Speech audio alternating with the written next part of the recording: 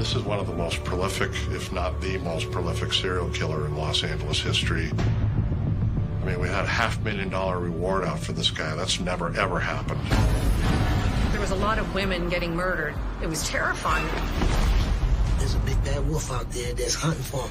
There's an absolute maniac on the loose. We didn't know what we're looking for. They're like, my God, who is this guy? The grim sleeper was right under their nose the entire time. Finding out I've been living next to a serial killer was very shocking. Now give me a smile. You ready?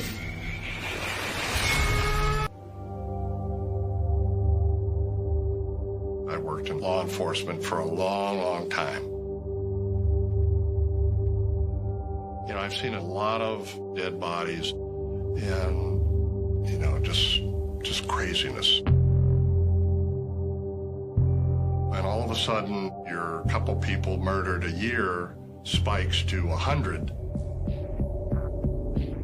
Something unique has happened, and that uniqueness is that you've got just a monster out there.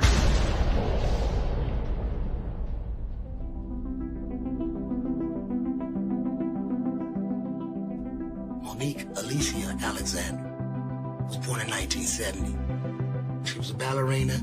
She loved gymnastics. She loved horses. She loved to laugh. She loved to play little jokes. You know, she loved attention. She only turned 18. She was just a flower in the beginning of her life. This was out of the yearbook. At the time, in 1988, she had been gone missing for several days, and it wasn't normal. Got a phone call from my dad, and that's when I realized that my sister, she wasn't coming back. In 1988, Monique Alexander, an 18-year-old girl, is found shot in the chest underneath a mattress in an alleyway. When we made the autopsy, it said that she was shot in the chest, and she didn't die right away. It said bled to death. So if you bleed to death, that takes some time, even though you're going in and out of consciousness. And that hurt me to think that my sister could have been somewhere buried under something, calling my name. That, to me, is one of the biggest things I had to overcome. So, with that, it took a while, you know.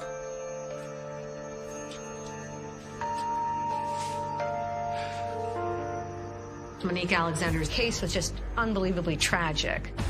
And her family wanted some answers. But the LAPD had no idea what happened to her. All they knew was that she was last seen getting into an orange Pinto.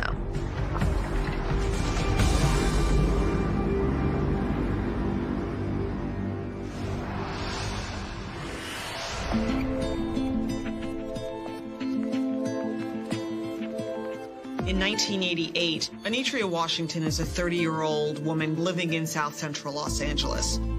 Anitria was a mother of two and working as a caregiver. A native to South Central Los Angeles, no one knows the neighborhood better than Anitria Washington. And on this particular night, her kids were with their father, so Anitria made plans to go out with her friend, Linda. She set out to reach her friend when a car pulled up alongside her.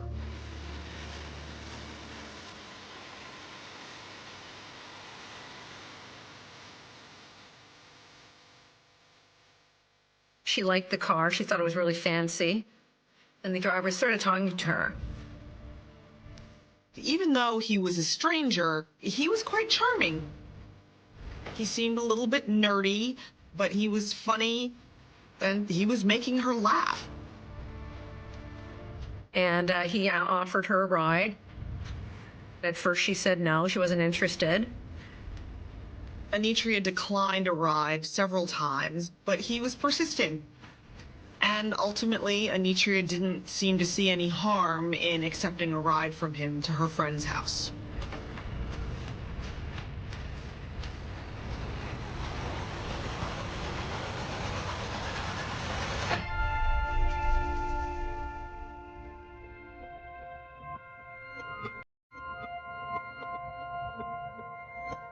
Anitria's friend had lived just a few blocks away. But as they were driving, he ended up taking another turn. And she knew she wasn't going in the direction where, she was supposed to go to her friend's house. He decides to make a detour and says he needs to stop at his uncle's house first to pick something up.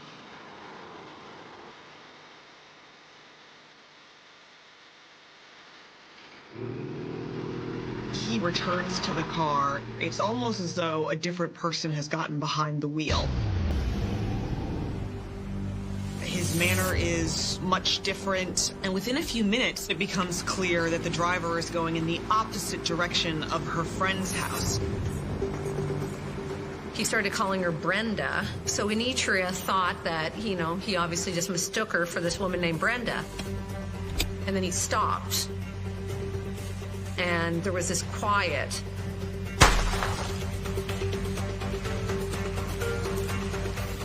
Anitria doesn't even realize that a gunshot has gone off until she looks down at her chest and sees that blood is pouring out.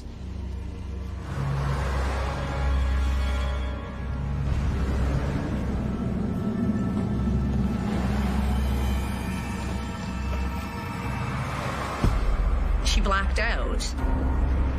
When she woke up, he was sexually assaulting her. Anitria tries to push off her attacker, but she's too weak and disoriented from her wound. What she recalls from that moment is Polaroid pictures being taken of her, the flash from the camera, a blinding white light, slipping in and out of consciousness.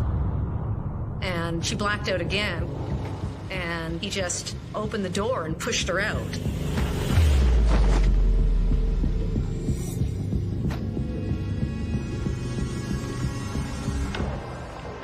The driver, assuming that she's dead, leaves her basically by the side of the road. She doesn't remember exactly how long she was lying on the street, but she was able to get up.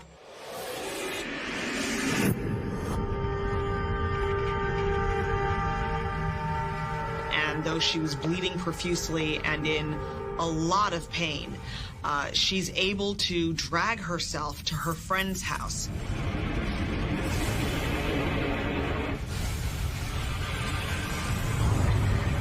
And she banged on the door and then passed out on the porch. Her friend saw her, and Anitria was rushed to the hospital. Anitria was on the brink of dying. Anitria fights to stay conscious as the ER team tries to stop the bleeding before it's too late.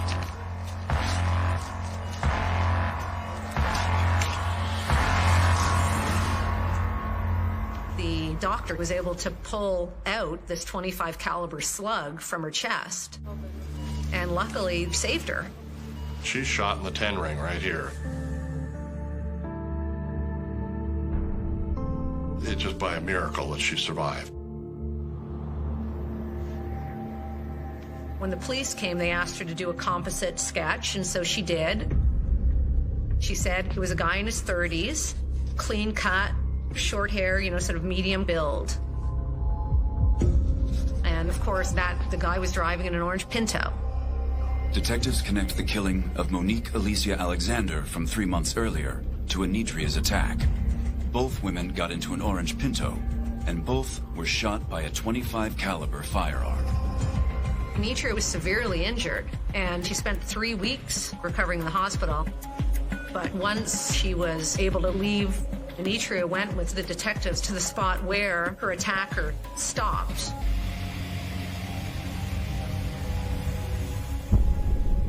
The detectives spring into action. They do everything available to them in the 80s. They set up her surveillance across the street from where the suspect got out of the car, said he had to run in and get something out of the house. We have flags out for anybody with an orange Pinto or anything close to resembling that. We're looking for anybody who's aware of somebody who's peculiar or that they know of that is maybe attacking women. One of the neighbors actually said that they did see an orange Pinto in the neighborhood. deal of manpower to trying to find out who this person was. But we're just not getting anywhere. It was frustrating. Was there something that we should be looking at? Detectives start looking through cold cases and begin to see a pattern emerge. We started seeing a lot of women in particular murdered and then left on streets, alleys. But what we learned was that between 85 and 88, we had 7 women that were murdered using a .25 caliber firearm, just like Anitra Washington and Monique Alexander. Anitra says, I'm in the passenger seat and I feel pain to my chest. I started going back at the autopsy reports on the other victims. They're all shot in the same area, left side of the chest, as if they were sitting in a car. The LAPD starts thinking, could we possibly have a problem on our hands? Is there a maniac running loose in South Central LA? In 1988, the Los Angeles Homicide Squad is investigating a possible serial killer who is murdering women with a .25 caliber firearm. In August of 1985, a cocktail waitress named Deborah Jackson, 29 years old, is found in an alley underneath an old carpet. She had been shot in the chest and appeared to have undergone sexual abuse. In 1986, Henrietta Wright, age 35, is found in an alley underneath a mattress, shot in the chest twice. Her body bears many resemblances to the body of Deborah Jackson. In 1987, Barbara Ware is found in an alley covered in bags of trash. She, too, has been shot in the chest. Between 1987 and 1988, 4 more women are shot dead, including 18-year-old Monique Alicia Alexander, bringing the total to 7 victims. Detectives are certain that Anitra Washington's attack is related to the string of killings that have gone before her. Bullets from the victims' bodies are sent to our forensic lab, our firearms unit, and they start comparing the different cases. By the 3rd victim, they knew that these women had been shot by someone using the same gun.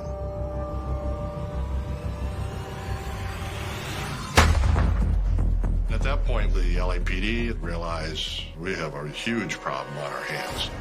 We've got a maniac running loose in South Central LA. This becomes known as the .25 caliber series, and there's a handful of detectives that are assigned specifically to the .25 caliber series. And they start as a secret investigation.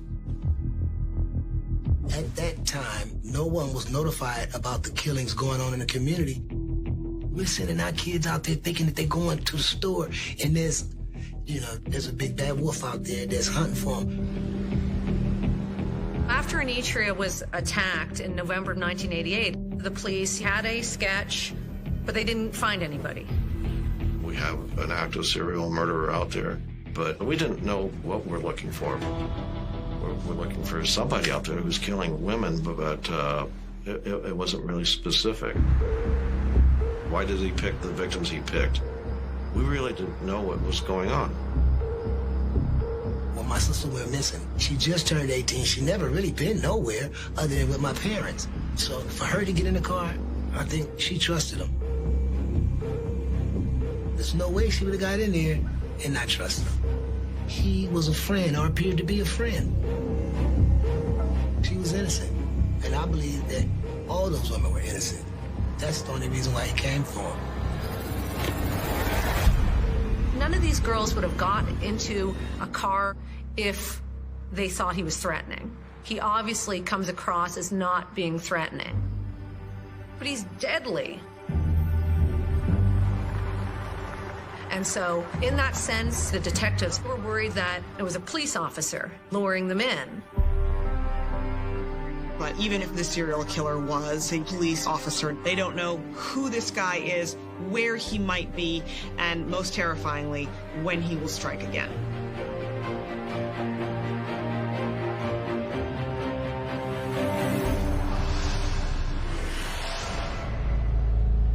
LAPD was out there night after night after night for a long, long time, and leads dried up. Until one particular night in February 1989. A patrolman stops a car that is weaving in and out of traffic and behaving erratically. When officers initially tried to pull over the car, the driver panicked and attempted to flee, forcing a chase.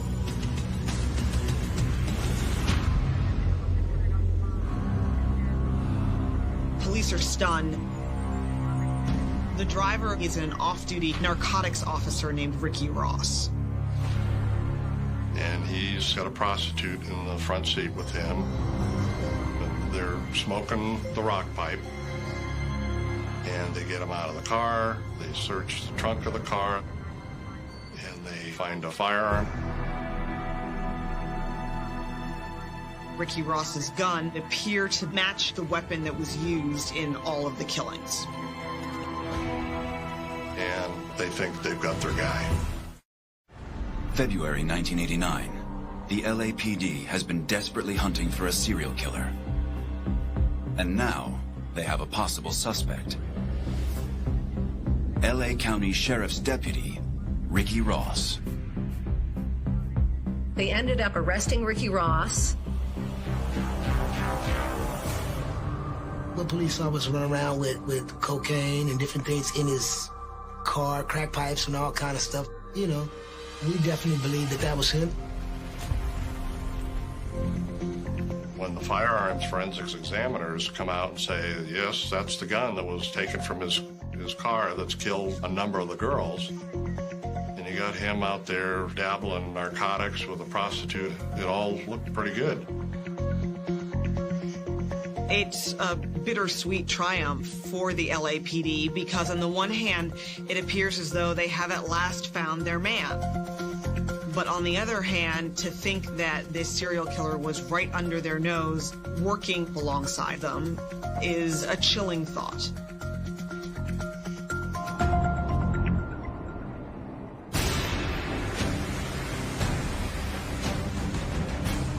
The district attorney's office files multiple murder charges on him. Then in May 1989, new ballistics information comes to light. Shockingly, just when it seems that this case is over and the perpetrator has been caught, it's revealed that there was some sort of error in the ballistics processing. It appears that there's a report from the Attorney General's office that at least infers that the ballistics comparisons made by Los Angeles Police Department were intentionally, or at the very least negligently, misaligned. The detectives believed that Ricky Ross was involved in those murders, but the bullets that were pulled out of the victims weren't a match, and it ended up that that case was dropped.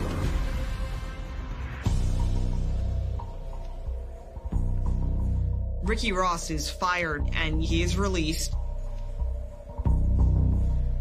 That was kind of a turning point because the .25 caliber murders stopped at that point. And there's some detectives now retired that to this day swear that that was the gun. So it was thought that he was in fact the guy. More than a year passes with no new leads and no new murders. Also, no sign of the orange Pinto. Suddenly this man stopped killing women. We had some information, but it was really vague. We were looking for a black male South Los Angeles.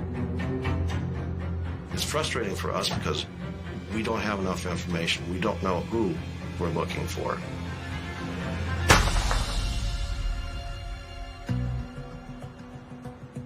We were hopeful that they would get this guy that killed my sister, but no one communicated with us. And we waited, and we waited, and we waited, and we waited. You can lose yourself in waiting because your mind can cause you to drift.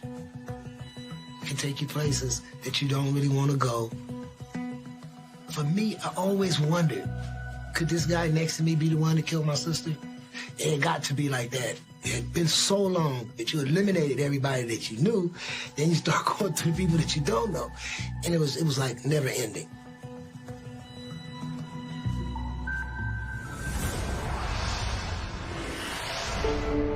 Meanwhile, Anitria Washington knows her attacker is still out there. A year after Anitria's attack, she was still, understandably, having a hard time recovering. She's grappling with depression, extreme fear that the man who did this to her could be coming back to finish the job. And it's while she is struggling with this that one day she has a completely chilling encounter.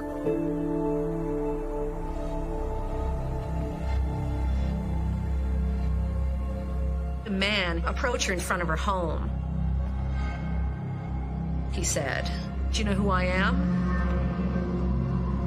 And then she said, "Am I supposed to know?" And then he walked off.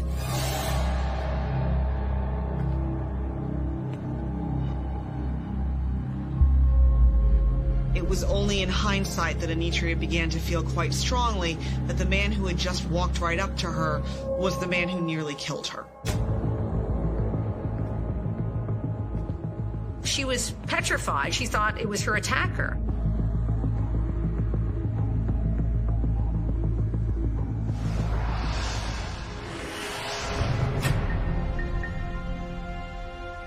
Nearly 14 years had passed since Anitria Washington's attack, and there had not been another victim that seemed to match the profile of the serial killer who had been so active in South Central Los Angeles.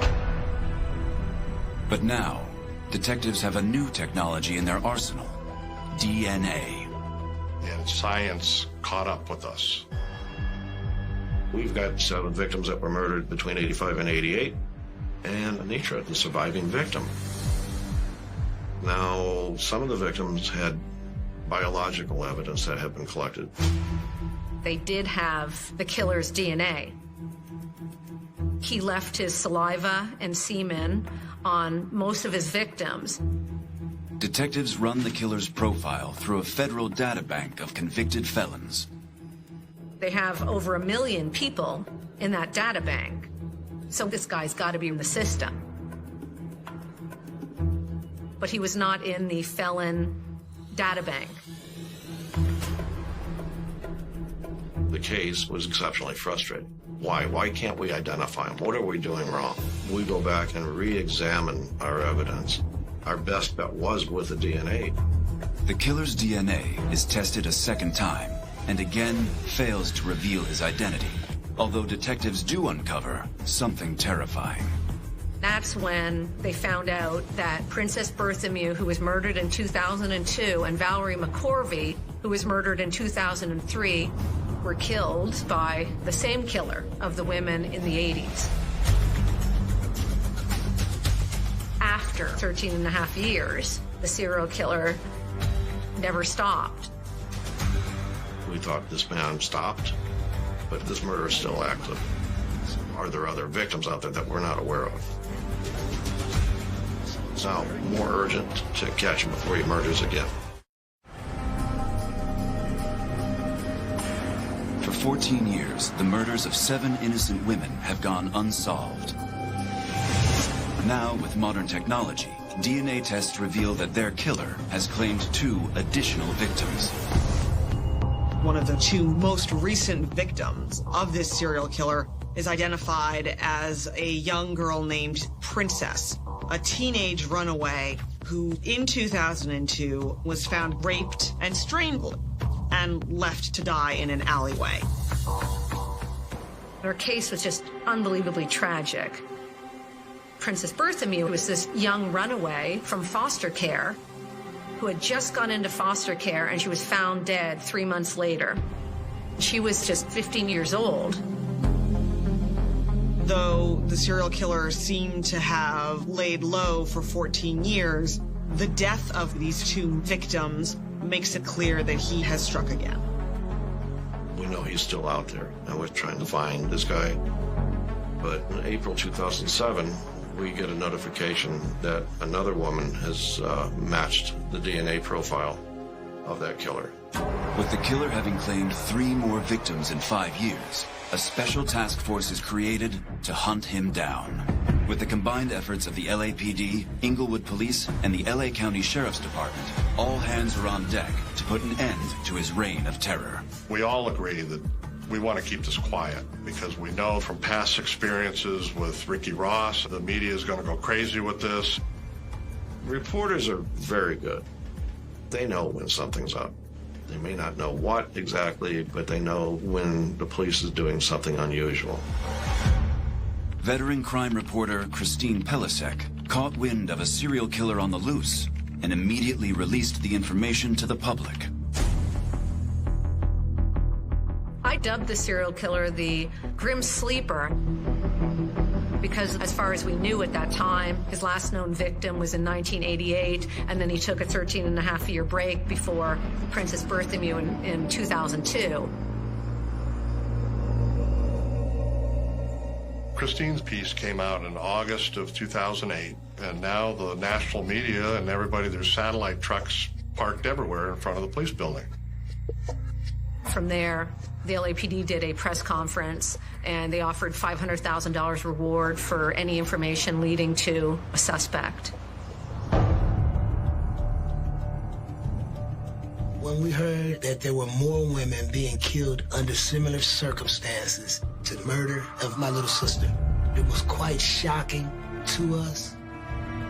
We were hopeful that they would get him, and then we were sorry at the same time that he was out still doing what he was doing and was able to get away with it. Then, in an unprecedented move, the LAPD uses technology that's never been done in California. They test for familial DNA. Does the Grim Sleeper have a relative in the federal DNA databank? The task force finally gets their first big break. A man named Christopher Franklin is booked on a weapons charge, and when he is, police take a DNA swab. That DNA swab comes up as a partial match for DNA found on victims of the Grim Sleeper. So they knew that Christopher Franklin was a relative of the killer.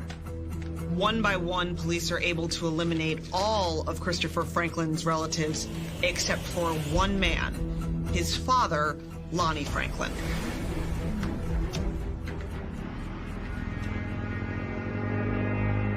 We found that his father lived on 81st Street, and that address was about 3 doors from where Anitra had been taken. 81st and Western was the epicenter of where all the murders took place.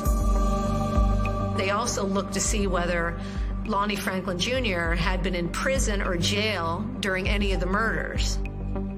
They quickly realized that he had not.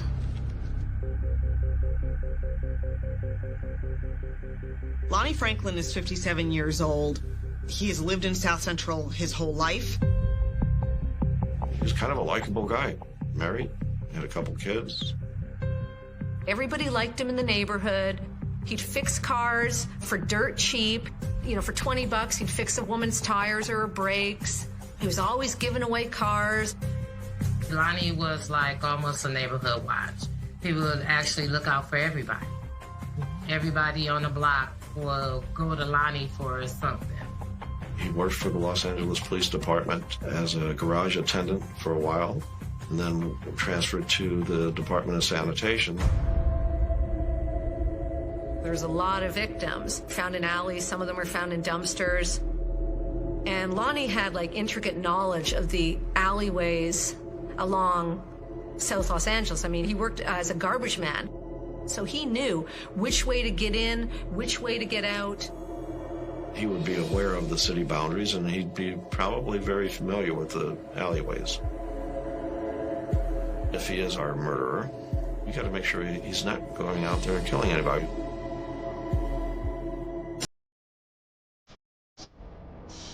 I get the information, and I've got 24 surveillance detectives on Lonnie Franklin. Police are consumed with getting a DNA sample from him. He needs to discard something in a public place that we can get our hands on that will have his DNA on it. We're trying to do this surreptitiously. We really don't want to tip him off.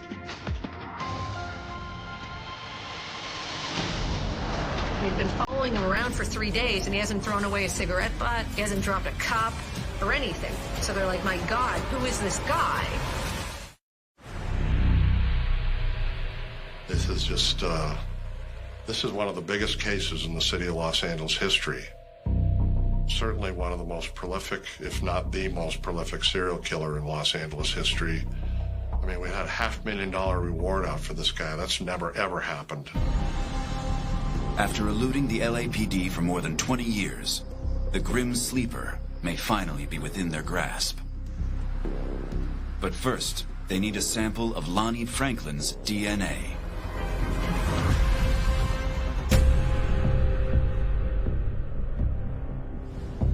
It was the 4th of July weekend, 2010. We had surveillance teams watching him.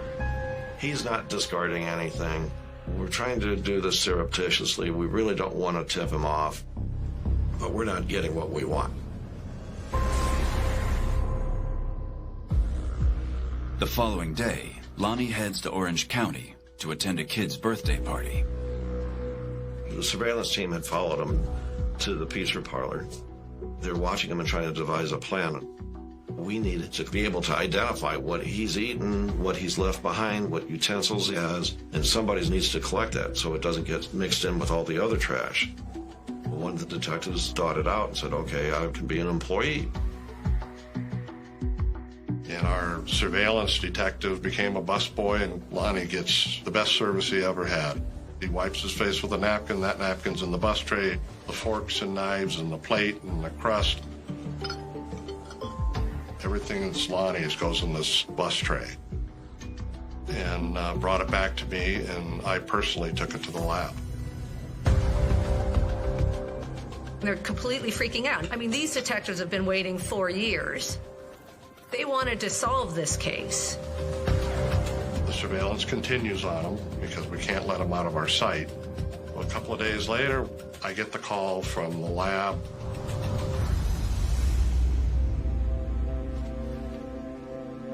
Forensic experts are unable to extract DNA from Franklin's napkin or utensils. And hope for a viable sample begins to fade. However, the pizza, the cheese, now that it's cold, is hard. So the criminals swabbed the cheese on the pizza and was able to collect DNA from it. From that slice of pizza, detectives conclusively match Lonnie Franklin to the Grim Sleeper. The LAPD raids Lonnie Franklin's home.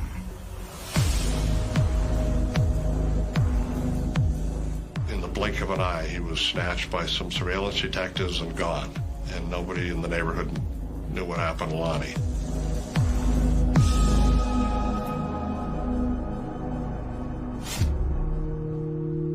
Once Lonnie got arrested is when I found out that he was actually the Grim Sleeper, which was very shocking. I would have never assumed that the Grim Sleeper was right up under my nose.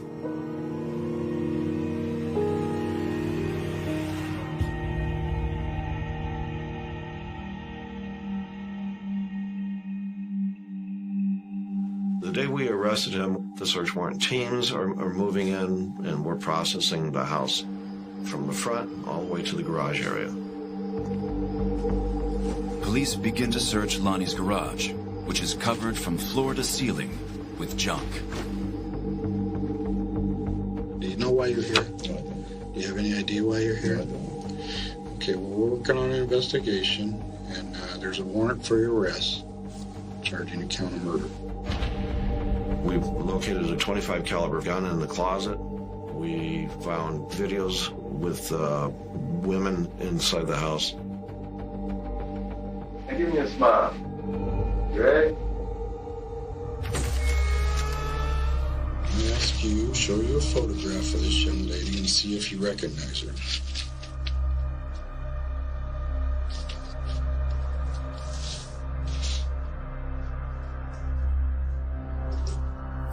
You've never seen that girl before? No, I haven't. We had the garage area, and we started finding all kinds of stuff back there. I'm sure you probably heard about DNA. Mm-hmm. Okay, well, your DNA was identified in relation to this young lady's death.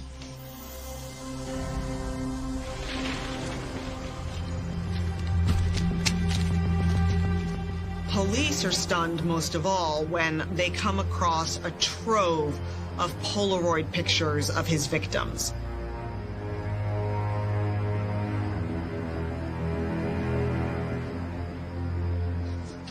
This young lady was found killed. Have you ever seen her? No, I haven't. You don't know that lady? No, I don't. You've never seen her? No, I haven't. No, I haven't. Mr. Franklin, just like the other one, your DNA was found on this young lady. We've got photos of around 135, 150 females. We don't know who they are. At that point in time, the detectives find this photo of a woman, and she's wearing this beige blouse, and there's blood on the blouse. And it's a photo of Anitria Washington. And when she was attacked, that's exactly what she was wearing. And so everything that she said was true. Here was her photo 23 years later in his garage behind this drywall. It was just an amazing moment.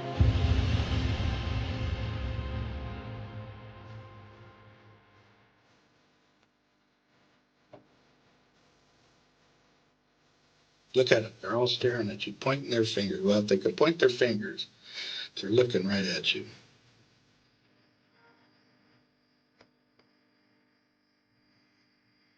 It's all going through his head right now, man. He's just looking at his future, thinking of his past and what has he done. Okay, Lonnie, this is what's going to happen. You're going to be arrested for murder.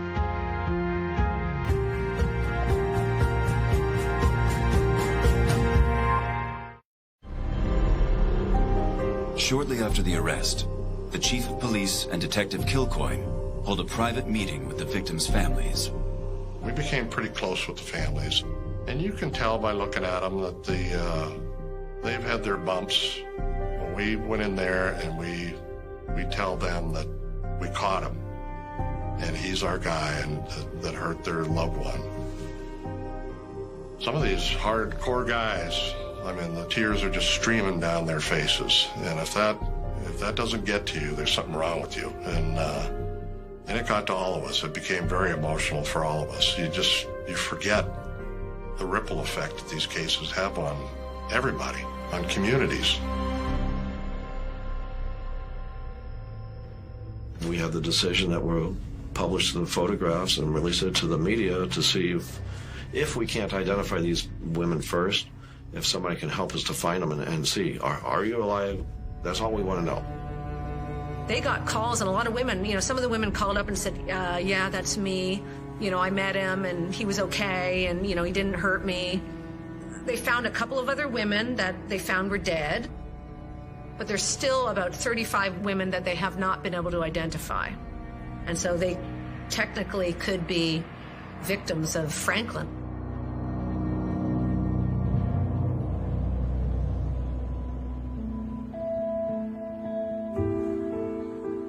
In February 2016, Lonnie Franklin faces trial for 10 first-degree murder charges and 1 attempted murder charge for the attack against Anitria Washington. The trial of Lonnie Franklin is essentially a slam dunk for the prosecution. Everything ties Lonnie Franklin to this crime. The evidence found in his home, and most damningly, the DNA evidence.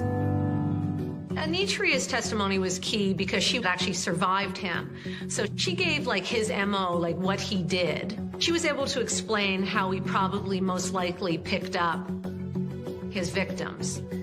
And, so Anitria also was able to take the police to the neighborhood, the same neighborhood where Lonnie Franklin took her, went into a guy's house who he said it was his uncle's, and then later shot her. And it happened to be 3 doors down from where he actually lived. So she was able to bring the police to that neighborhood. And so that was really a big, moment. But the defense went after her in her testimony, and they counted a lot of inconsistencies in her testimony. For example, in the original police report, she said that the interior of the car was like a darker shade, and then more recently, she said that it was white and leather with shiny leather seats and things like that. So there were a number of inconsistencies with her testimony. But I mean, victims are constantly making inconsistent statements. And another thing that they tried to say was that Anitria, a couple of days after she got shot, she allegedly told a friend of hers that there was a couple of people, other men in the car. And so that woman had told the police that she had said there was other men.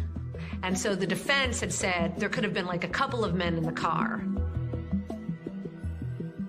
Any defense offered up by Franklin's team is feeble at best. They're all last grasp attempts, and there is no question that police have caught their man. Lonnie Franklin was convicted of 10 counts of murder and the attempted murder of Anitria Washington. He was a judge and executioner. He judged my daughter in the sense of what he felt, and he took her life. Eye for an eye, tooth for a tooth. Think about her all the time. I think about her, try to carry her with me, in my emotions and everything that I do. That's how I keep her alive. So yeah, I think about her all the time.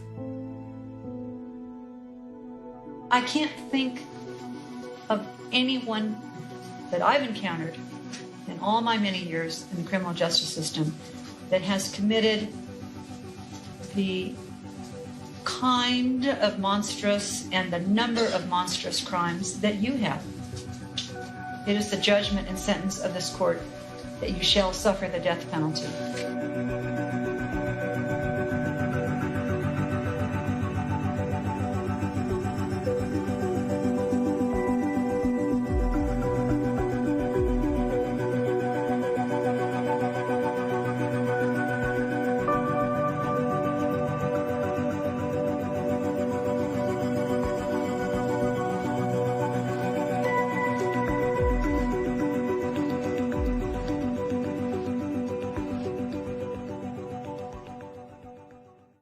Cuando una joven se quedó en silencio de repente y dejó de contestar su teléfono, la familia supo de inmediato que algo andaba mal.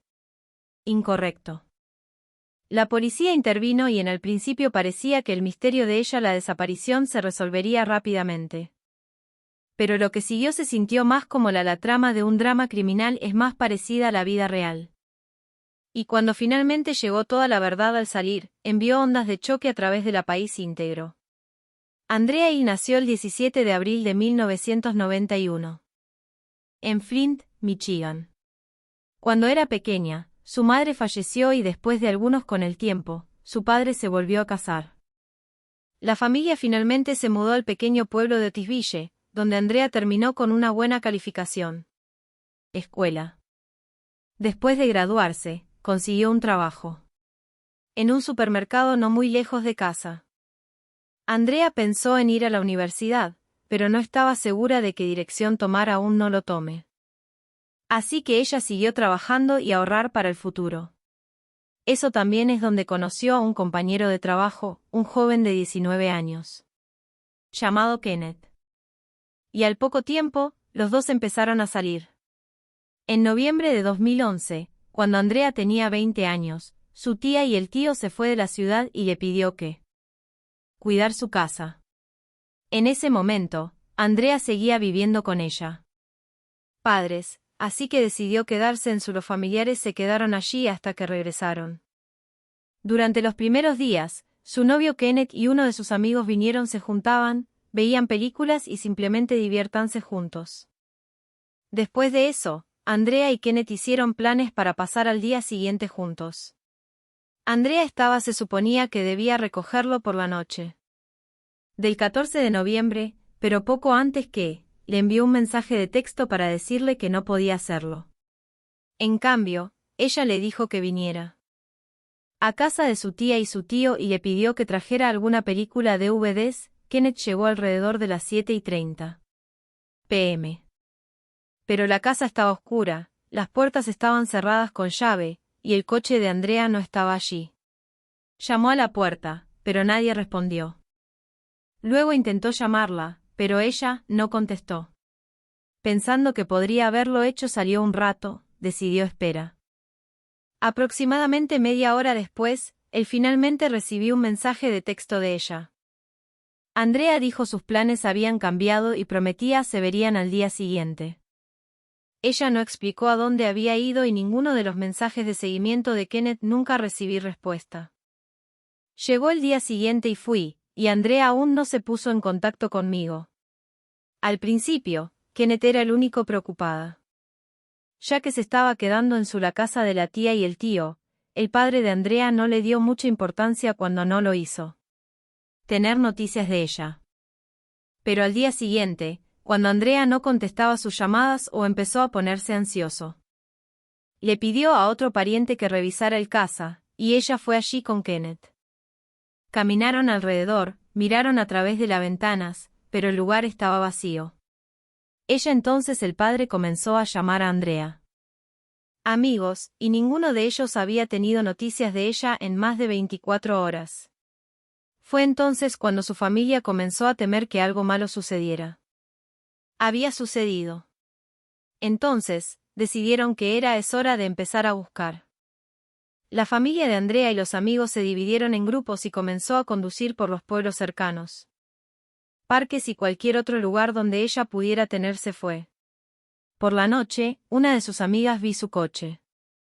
Estaba aparcado en una zona remota cerca de un parque nacional a solo unos pocos kilómetros de la casa de sus parientes. Las puertas estaban abiertas y las llaves estaban desaparecidas, pero no había rastro de Andrea. Ella misma. Su padre inmediatamente llamó a la policía, que luego se puso en contacto con Andrea. Tío y con su permiso, oficiales entraron a la fuerza en la casa. Cuando bajaron al sótano, ellos se encontraron con una escena espantosa. Andrea estaba sentado en una silla con un disparo herida en la cabeza. Su cuerpo fue llevado al médico forense que determinó había muerto de un solo disparo, desde varios pies de distancia. En cuanto a la cronología, Andrea había sido asesinada 2 días antes de que su cuerpo fuera encontrado en él. Esa noche había planeado pasar tiempo con Kenneth, pero de repente se canceló.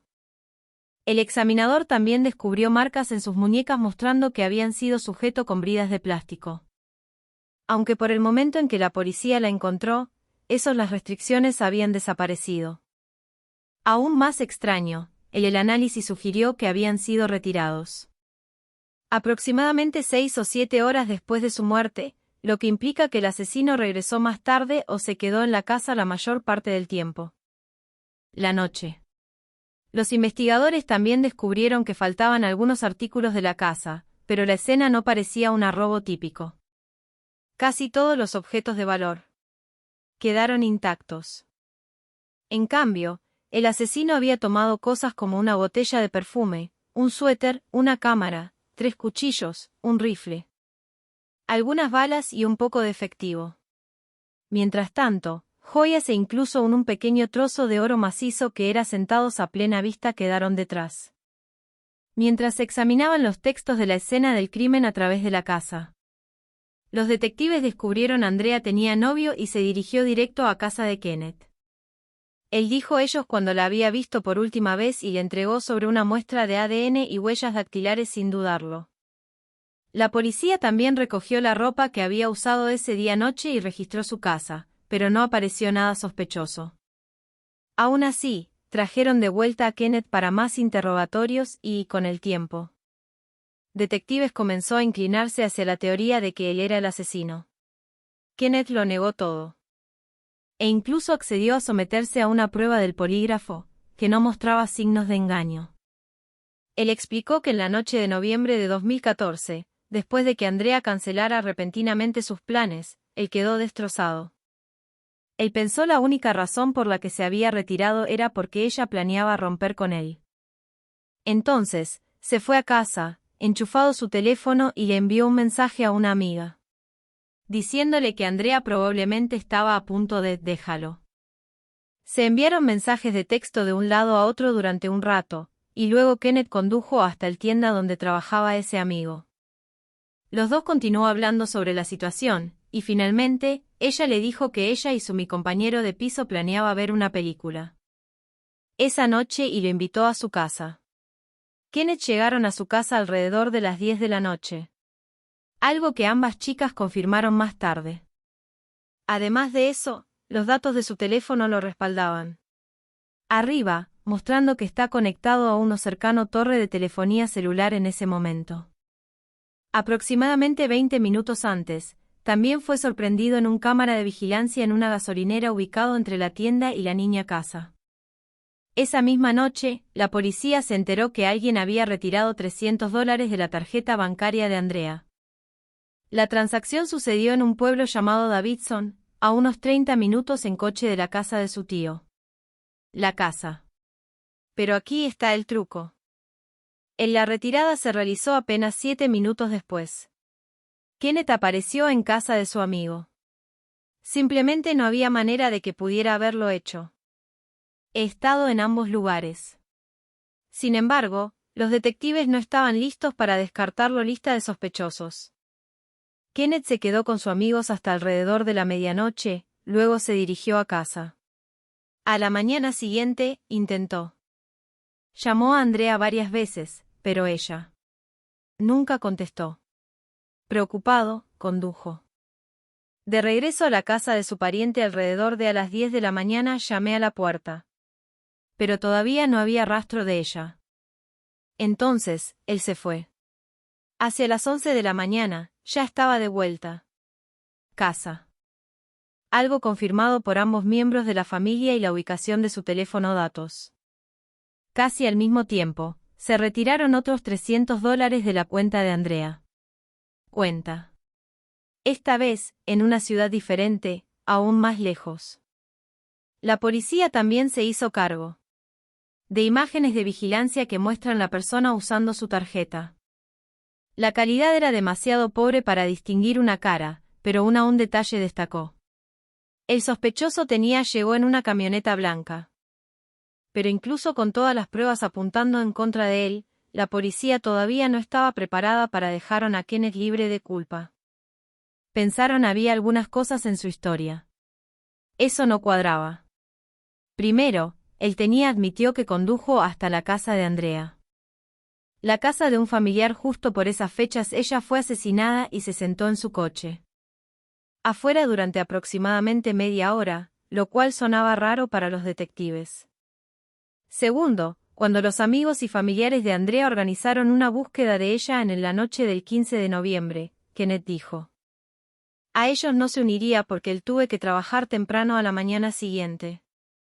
Más tarde, explicó a los detectives que ya había pasado todo el día intentándolo para encontrarla, llamándola una y otra vez. Y supuso que simplemente lo estaba ignorando.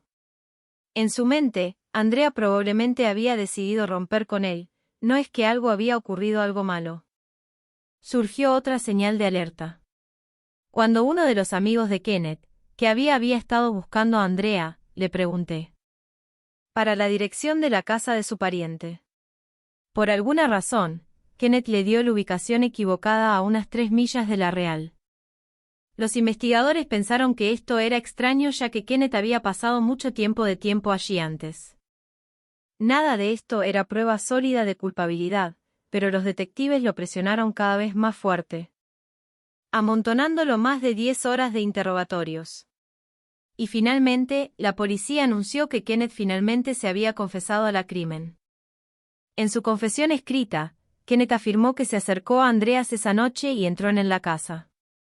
Cuando bajó dijo que vio su cuerpo tendido en el sótano, en el suelo y supuse que ella lo había hecho ella misma.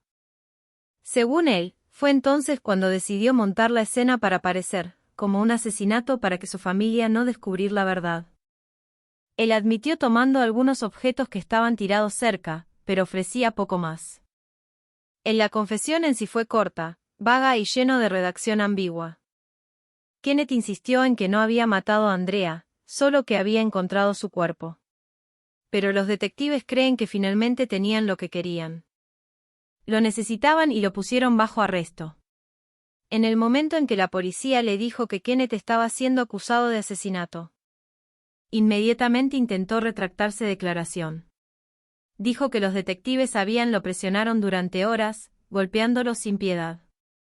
Con acusaciones hasta que fue completamente exhausto. Finalmente, le dijeron que si simplemente escribiera una versión de eventos donde encontró el cuerpo de Andrea, lo dejarían irse a casa.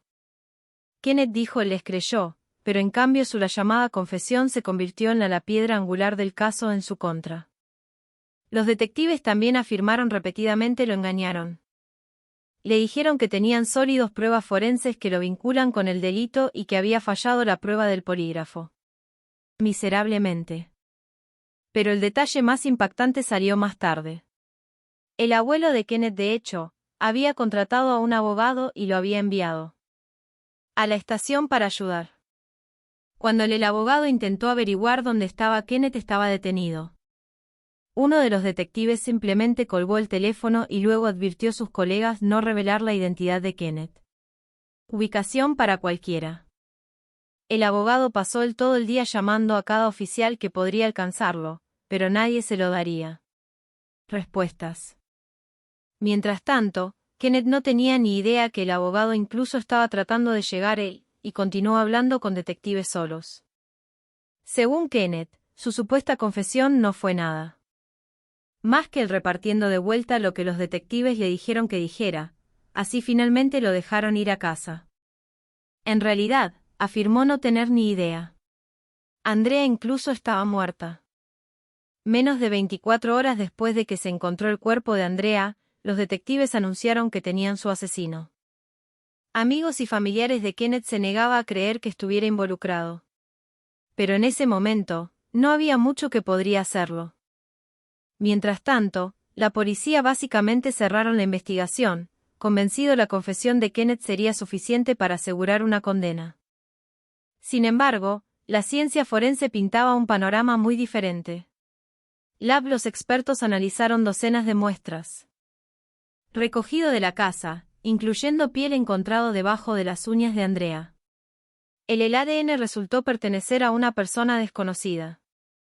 Varón, y definitivamente no era una coincidencia con Kenneth. Más tarde, otra muestra fue recuperado del coche de Andrea y coincidía con ese mismo hombre no identificado. Estaba todo el asunto con Andrea. Tarjeta bancaria.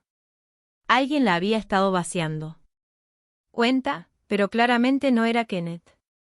Y la policía todavía no tenía ni idea de quién era el hombre misterioso podría ser. A pesar de estos señales de alerta evidentes, apenas unos días después del arresto de Kenneth, según afirmaron los detectives, tenían nuevas pruebas. Un oficial abrió la bolsa sellada que contenía la ropa de Kenneth de la noche Andrea desapareció y notó un solo ensangrentado, el pelo se le pegó a los pantalones. La prueba reveló el cabello y la sangre pertenecían a Andrea. Pero esta supuesta prueba irrefutable tenía un gran problema. Los pantalones en sí no muestran rastro de sangre, ni siquiera partículas microscópicas. El forense especialista que examinó el artículo concluyó que el cabello debió haber caído allí horas después de la muerte de Andrea, porque si Kenneth hubiera estado usando esos pantalones durante el asesinato, las salpicaduras de sangre han sido inevitables. El abogado de Kenneth argumentó que el cabello era muy probablemente contaminación. La policía había tomado la ropa de Kenneth apenas 30 minutos después de que se encontró el cuerpo de Andrea. Fue totalmente posible que un oficial, todavía portando rastros de evidencia del delito escena, accidentalmente transfirió el cabello sobre los pantalones mientras empacaba sus pertenencias. El abogado de Kenneth también presionó para que su confesión sea rechazada, argumentando que la policía había deliberadamente le impidieron ver a su cliente durante el interrogatorio. Además de eso, partes del vídeo del interrogatorio tenían misteriosamente desaparecido, precisamente el partes donde, según Kenneth, Los detectives prácticamente lo estaban alimentando. Las respuestas correctas. El respaldo legal y el proceso se prolongó durante 4 años hasta que el tribunal finalmente falló a favor de la fiscalía y dictaminó que la confesión se mantendría. Durante todo este tiempo, Kenneth salió en libertad bajo fianza, pero distaba mucho de ser libre. Tuvo que usar un monitor GPS en el tobillo y no se le permitía salir de su casa. Sin la aprobación de la policía. El juicio comenzó en 2015 y la fiscalía se apoyó en solo 2 pilares. La confesión de Kenneth y el pelo ensangrentado que encontraron en sus pantalones. Su teoría era que el asesinato era cometido durante un robo, aunque ninguno de los objetos robados apareció jamás.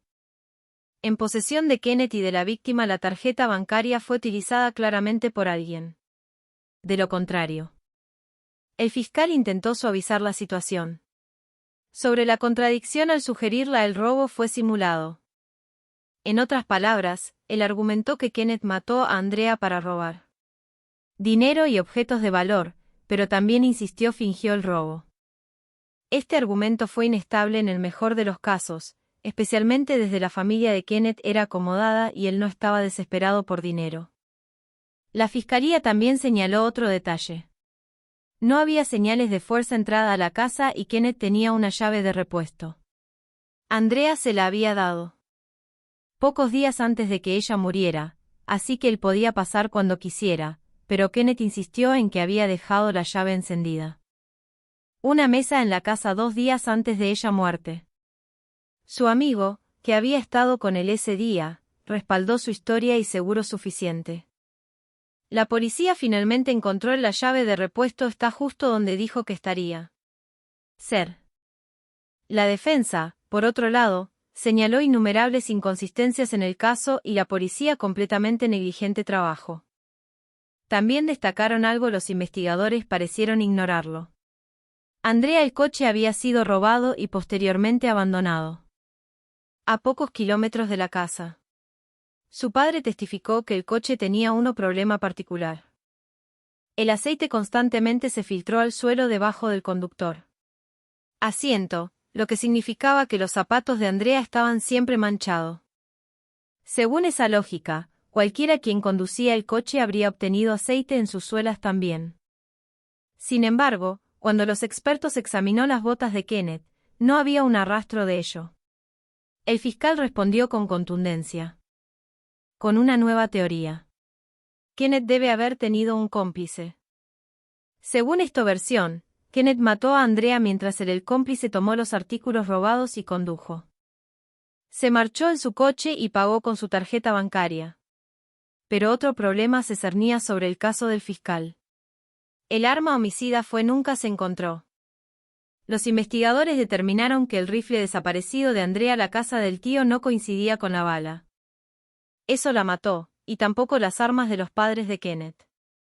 Finalmente, el abogado de Kenneth acusó a la policía de pasando por alto por completo otras opciones viables sospechosos.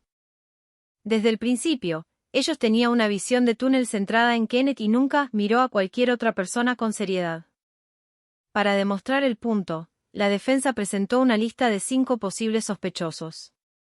Y en el primero de esa lista era un hombre llamado Jeffrey, un conocido mutuo de ambos Kenneth y Andrea. Había algunos rojos banderas alrededor de Jeffrey. Primero, él fue el uno que casualmente encontró a Andrea coche en las primeras horas de la búsqueda. Aunque estaba aparcado a kilómetros de distancia desde su casa en un lugar bastante aislado lugar.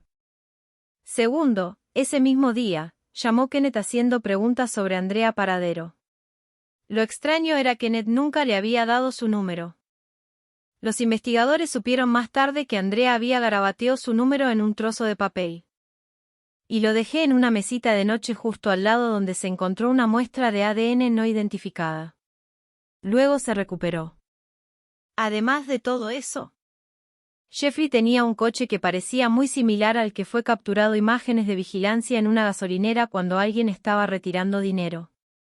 Con la tarjeta bancaria de Andrea. El hermano de Andrea. También señaló a los investigadores hacia otro posible sospechoso. lo admitió. Que había estado luchando contra las drogas en ese momento y debía dinero a un local comerciante. Según él, este comerciante de alguna manera sabía que Andrea había estado guardando una buena cantidad de dinero de su trabajo. Eso es porque su hermano le creyó al traficante podría haber matado a Andrea para conseguir el dinero que se le debía. También había un joven llamado David que llegó a radar policial después de que su propio padre fuera arrestado en una pista, diciéndoles que su hijo podría ser David, implicado en el asesinato de Andrea. Ya